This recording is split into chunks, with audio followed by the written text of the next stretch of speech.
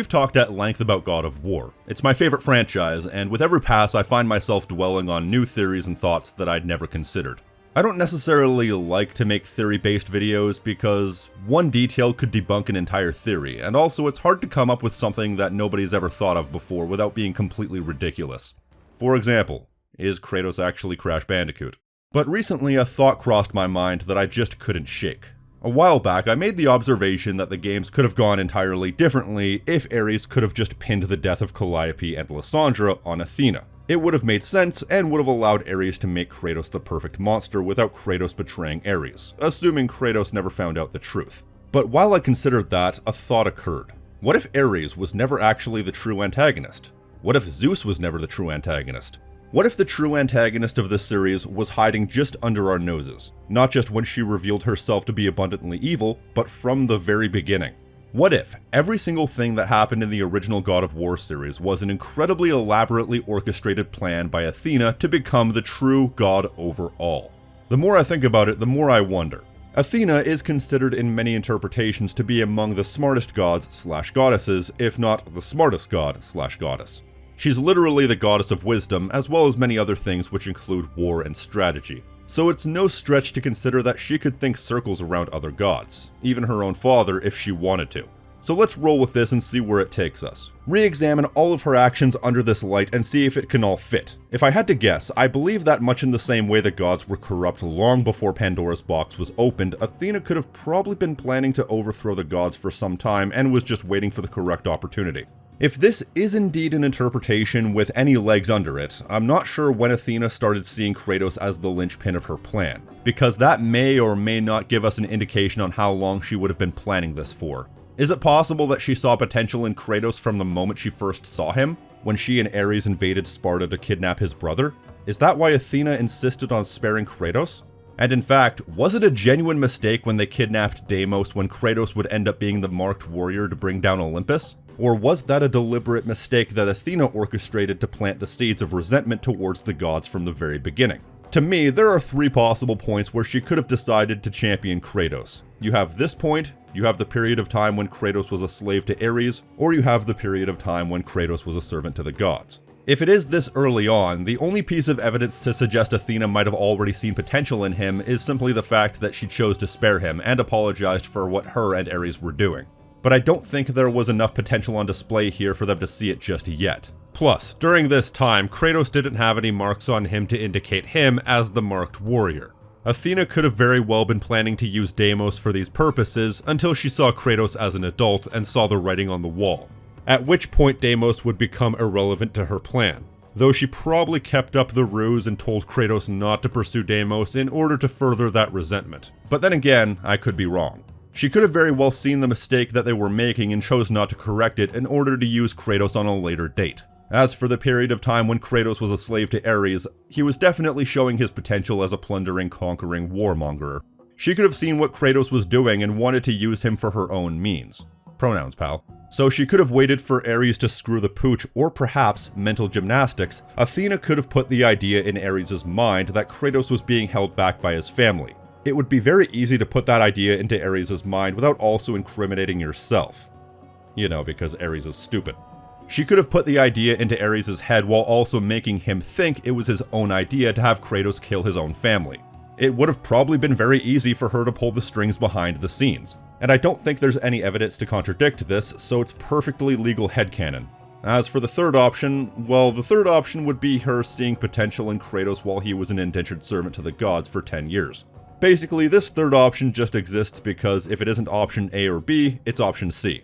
But if my speculation on Athena's true intentions is correct in any way, there's no hard evidence to suggest any one point she could have decided to champion Kratos. So it's just down to personal discretion. I would like to think that she saw potential in him from the very beginning, but to have planned this from the beginning and to have things play out the way they did, that's a lot of variables to keep in the air. She would have to know he would grow up to become a general of the Spartan army, face an enemy he couldn't defeat, pledge himself to Ares, and that Ares would eventually betray him before being able to take Kratos under her wing. That's what we call a bridge too far, even for the goddess of wisdom and strategy. The more likely option for me is the second one. Athena saw potential in Kratos while he was a slave to Ares and decided to take advantage of the situation. And I choose to believe that Athena did put the idea into Ares' head that Kratos hadn't reached his full potential. And I don't think it's a coincidence that this major turning point in Kratos' life took place in the Temple of Athena. It seems that Athena was always at the center of anything going on with Kratos, but to me it seems like she was always staying just out of the limelight enough to have plausible deniability. And from this moment she could just sit back and watch the fireworks happen, not just with Ares but with the gods themselves. Everything that happened in the first 10 years of servitude leading into the first God of War game only built that resentment to the eventual boiling point. Even in Chains of Olympus, which takes place I believe 5 years before the first game, Kratos is already done with the gods' shit. And each time he does a thankless task for the gods, it's always Athena who directly communicates with him. Makes you think. She could very well be playing Peacekeeper and biding her time. So now we get to the events of the first God of War game and the potential of Athena being the master manipulator therein. And we're going even deeper into theoretical territory here. This is where one of the separations between the book and the game come in, and this theory is actually a good means to explain away one of the plot holes. You see, in the game, when Kratos is talking to Athena after the Ares boss fight, as well as the same scene in the novel, Athena uses the noun gods when referring to the decision not to wipe Kratos' memory. The gods are indebted to you. We promised your sins would be forgiven, and so they are. But we never promised to take away your nightmares.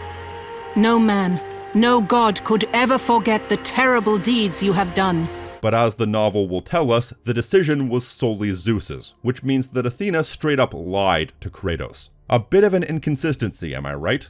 Well, what if that was the intention? What if, years before, she implied to Kratos that his slate would be wiped clean, knowing full well that Zeus wouldn't go for that, and also pleaded to Zeus, knowing that he wasn't going to go for it, thereby playing both sides off each other and throwing off suspicion from herself to both sides, so that neither would ever suspect her true intentions. That way she comes across as the reasonable one to all involved when there would have been more going on in her head. This is all speaking hypothetically, of course, and in this hypothetical she deliberately lied and used a plural noun to imply that it was a group decision to force Kratos to live with his memories. That way, Kratos would then gain further resentment for the entire council of Olympian gods for tricking him and not just Zeus. This betrayal by the gods would only ever have one outcome, but of course, she tells Kratos all this knowing full well that Zeus would have never let Kratos bring himself peace and they were going to make him the new god of war.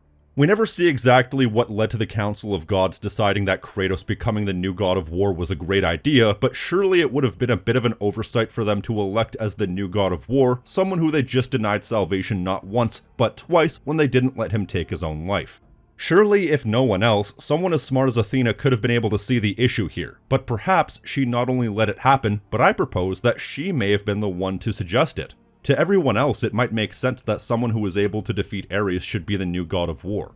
But perhaps she was trying to elect as god of war someone even more volatile than Ares himself in order to set the stage for the downfall of the gods. And not only volatile, but also someone with a conflict of interest and pre-existing biases. He was a proud Spartan warrior, so of course as the god of war, he would deliberately skew the odds towards Sparta, and that's where we find ourselves at the beginning of God of War 2. The Spartan army is leading an assault on Athens. Already you can kind of get the sense that Kratos is not endearing himself to the other gods, and that's confirmed with things like Ghost of Sparta, which takes place between God of War 1 and 2, where Kratos among other things destroys Atlantis, kills Thanatos, and basically spends the entire game doing everything the gods tell him not to do. Although how Kratos remembers Deimos well enough to have gotten the tattoos that matched his birthmarks, but didn't remember Deimos well enough to remember why he disappeared, is a mystery to me. Matter of fact, the Gravedigger, who is Zeus for those of you in the cheap seats, made it well known at the end of Ghost of Sparta that Kratos is the only one left in the family and was soon going to die. Lol.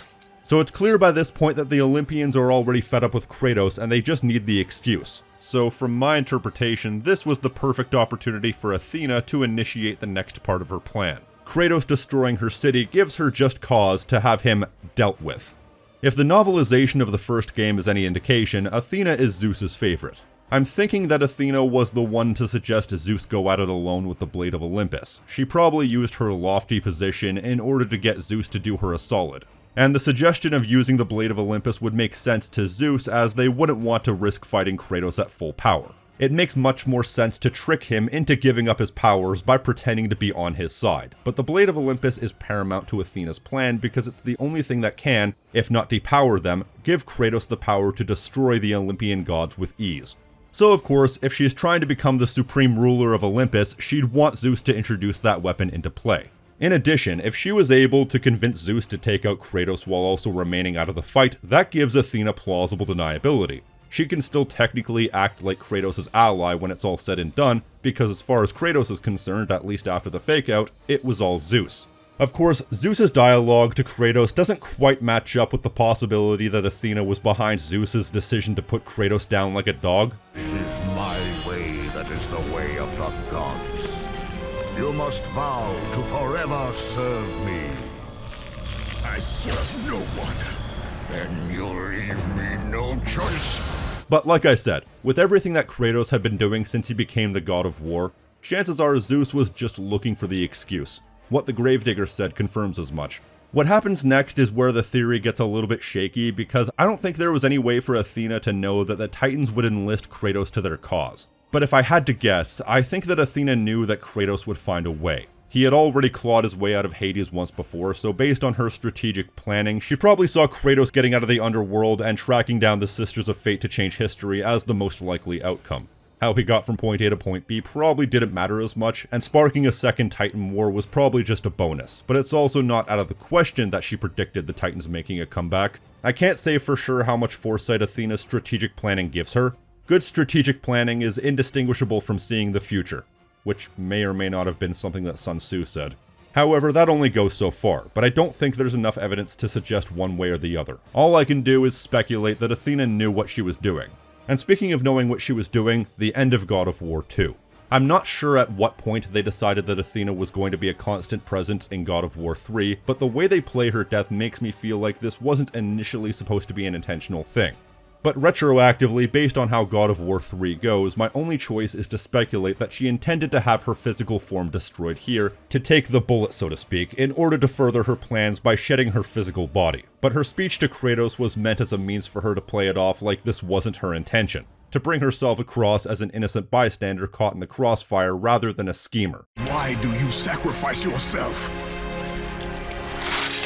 To save Olympus. Because the next phase of her plan is arguably the most important. The next time we see her is in God of War 3, only now in the form of a ghost, right after Kratos is thrown from the top of Mount Olympus. And let's pause on this for a second, because I feel like this is actually the strongest piece of evidence to suggest that she had been planning this from the very beginning. She is one of only two gods to have a non-physical form, the other being Zeus briefly in the final boss of 3.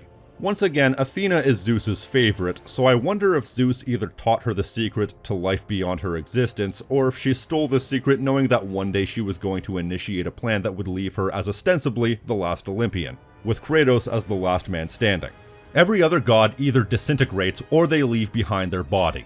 Even Gaia, the mother of all creation, doesn't have a non-physical form, unless you count the time she came to Kratos in his dreams. This makes me believe that Athena living beyond her physical form got destroyed was orchestrated. Because why would Athena, of all gods, be the one to survive after her death unless there was some exterior meddling going on? It can't be a coincidence. God of War 3 is where this little thought pattern gets very interesting to me, because this is where Athena goes full mask off and decides to not only be on Kratos' side in his revenge against Zeus, even while god after god gets in the way and ends up as collateral damage, but she is actively advising him on what to do. To me, this is the final phase of her plan. She actively told Kratos at the end of the second game that all the gods would try and stop him. God after God will deny you, Kratos.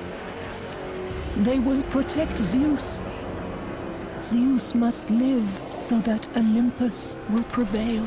So the fact that she knew that makes me believe that this was all part of her plan, to drive out all the Olympians more powerful than her one by one. I kind of assumed at first that she was looking to have Kratos give her all of the power of the Olympian gods combined, but I kept forgetting the actual ending to the game, because the power of the rest of the gods aren't what matters. To Athena, the only power that matters is her own.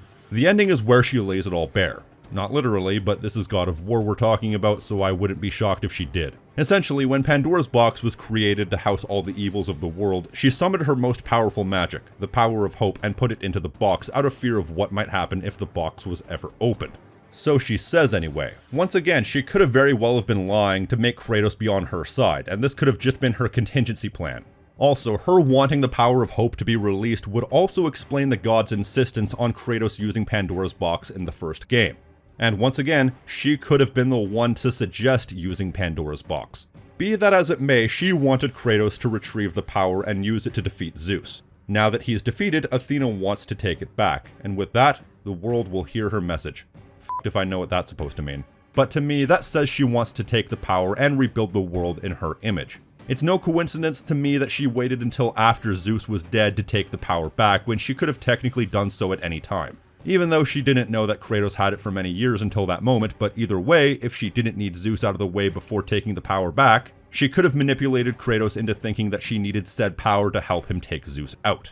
But the fact that she let Kratos take out Zeus first means to me that this was her plan all along. She claims that she wanted to help Kratos take out Zeus because he was corrupt and insane because of the manipulation of Pandora's box, but once again, she could very well have just been lying to manipulate Kratos into thinking that she was on his side. To me, it makes more sense that her stake in this would have been self-motivated rather than having a righteous sense to take out Zeus because he's completely nuts, especially because that's a blatant contradiction of what she said at the end of God of War 2. That's the thing about theories like this. You can take everything at literal face value, or you can read into the intentions behind the character's actions. I know it's probably a bit lame that a lot of this theory can only be explained by Athena lying to everyone to trick them, but I think there's enough theoretically hard evidence here that her playing the long game isn't out of the question. And it's undeniable that her scheming led to this moment where Kratos was supposed to give her back the power of hope. Being the goddess of strategy, she could have probably planned this from the very beginning point for point and calculated every single minute detail with such precision that it would leave her right here at the end with Kratos the last man standing. But her plan hinged on Kratos giving all of his power over to Athena. She never counted on Kratos doing the right thing. And that's the one miscalculation she made, because in the end, Kratos chose to die as a man rather than live as a monster. Stab. Although yes, he didn't actually die. If you interpret this trilogy this way, and you take into account that he was a pawn in Athena's plan from the very beginning, it actually makes this moment all the sweeter, because it just adds another item to the list of people who used him. He was a pawn to Ares, a pawn to the gods, a pawn to the Titans, and a pawn to Athena from the very beginning without even knowing it. That means this act of self-sacrifice is Kratos finally being able to take control of his own life for the first time in many years. It would have been the perfect way to die. Shame about that curse that means he can't die by his own hands, eh?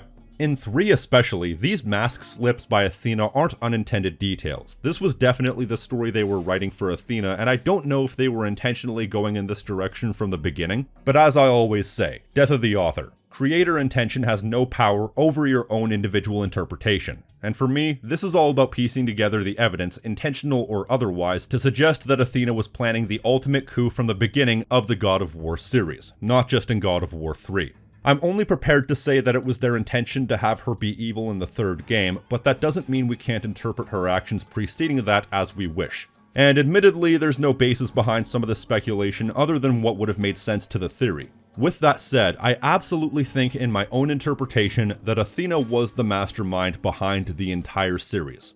Everything happened because she made it happen. We thought Zeus was the main villain? No. Athena is absolutely the true villain that you never even saw coming. She may have only been straight up evil in God of War 3, but there's enough that you can retroactively go back and reconsider her actions. Some of her actions may have seemed counterintuitive to the overall plan, but to me that comes across like playing the long game, or throwing off suspicion. If you're the smartest god, then you know exactly what to do in order to further your own intentions while also making it seem that you're completely innocent.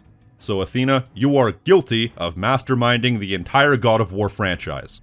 At least as I see it.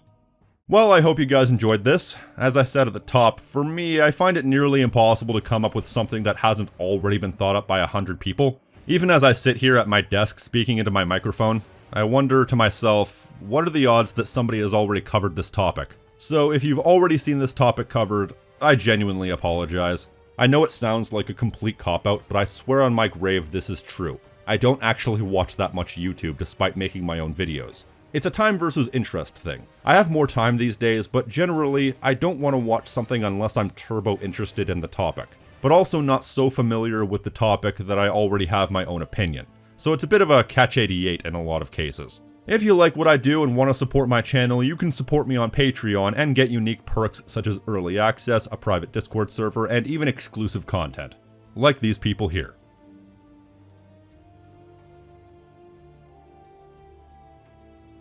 And an extra special thanks to Raaf, Inutsu, and GAW004, I hope that's how that's pronounced, for going above and beyond. And if you want to support the channel for free, you can like this video, leave a comment telling me what you think, subscribe, and hit the notification icon so you're always up to date on what I'm doing. Otherwise, I've been the King of Snark Style, and I will see you next time. Peace!